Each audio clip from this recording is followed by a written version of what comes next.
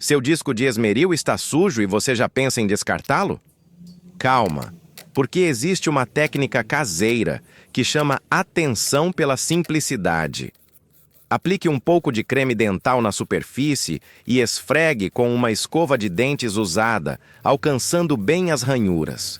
Depois, acrescente água e bicarbonato de sódio e continue a limpeza com cuidado.